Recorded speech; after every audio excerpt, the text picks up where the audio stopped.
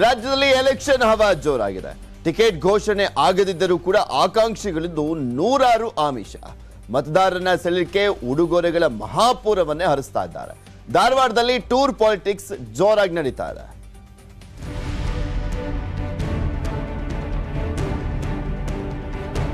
ಒಮ್ಮೆ ದೃಶ್ಯ ನೋಡಿ. ಯುವತಿಯರು, ಗೃಹಿಣಿಯರು, ಅಜ್ಜಿಯರು ಎಲ್ಲರೂ ಒಂದೇ ಬಸ್ ಹತ್ಕೊಂಡು ಖುಷಿಯಾಗಿ ಹೊರಟಿದ್ದಾರೆ.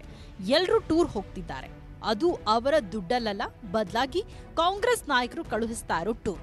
ಕೋಲಾರ, ರಾಮನಗರ, ಬೆಂಗಳೂರಾಯಿತು, ಇದೀಗ ಉತ್ತರ ಕರ್ನಾಟಕದಲ್ಲೂ ಟೂರ್ ಪಾಲಿಟಿಕ್ಸ್. ಹುಬ್ಬಳ್ಳಿ, ಧಾರವಾಡ, ಪಶ್ಚಿಮ ಕ್ಷೇತ್ರದ ವಿವಿಧ ಬಡಾವಣೆಗಳ ನೂರಾರು ಜನರನ್ನ ಒಂದು ದಿನದ ಪ್ರವಾಸಕ್ಕೆ ಕಳುಹಿಸುತ್ತಿದ್ದಾರೆ ಕಾಂಗ್ರೆಸ್ ನಾಯಕರು.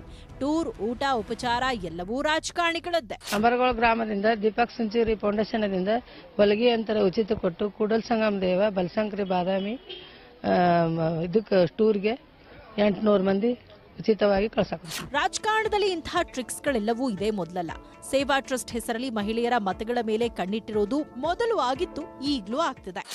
ಪ್ರವಾಸ, ಹೆಣ್ಮಕ್ಳಿಗೆ ಸ್ವಾವಲಂಬನೆ ಮತ್ತು ಬಡ ವಿದ್ಯಾರ್ಥಿಗಳು ಸೀಟ್ ಇಟ್ಟಿದ್ದು ಮತ್ತು ಇದೇನೀಗ ಕುಕ್ಕರ್ ಪಕ್ಕರ್ ಹಂಚುಕ್ಕೆ ಟಿವಿಯಾಗ ಬರ್ತಾವಲ್ಲ, ನಾವು ಅವ್ರ ಎಗಡ್ ಮಾಡಿವಿ, ನಾವು ಶೋ ಮಾಡಿಲ್ಲ.